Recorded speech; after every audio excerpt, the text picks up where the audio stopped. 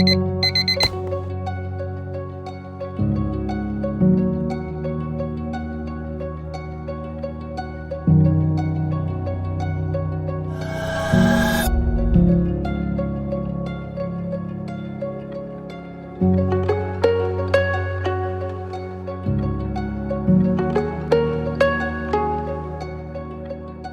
นยังน้อยลูกมักจะย่างตามหลังพ่อ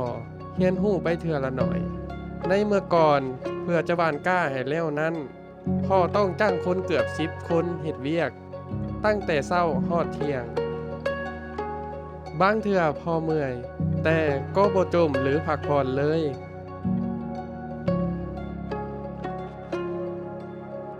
พ่อเอาใจใส่เบิ่งสวนอ้อยแบบคอยเป็นคอยไป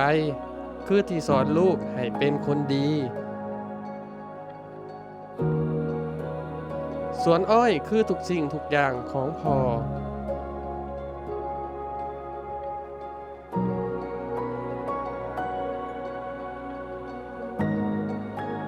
พ่อหักมันคือกับพ่อหักลูกเลย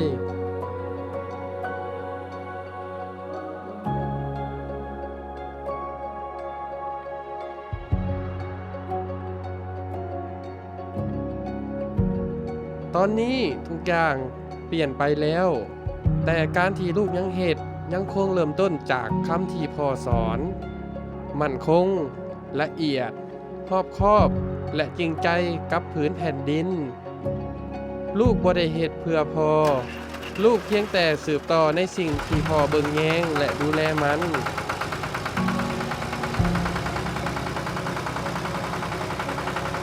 รักษาพื้นแผ่นดินให้เขียวงามรักษาความหวานของอ้อย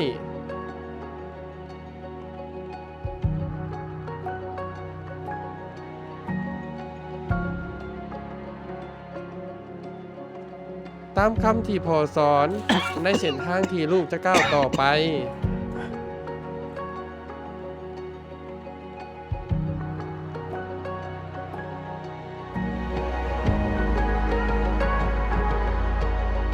บางเทื่อ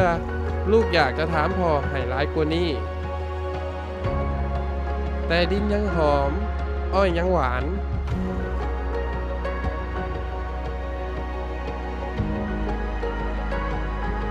ลูกพูดว่าพ่อยังอยู่นี่อยู่กับอ้อยอยู่กับลูก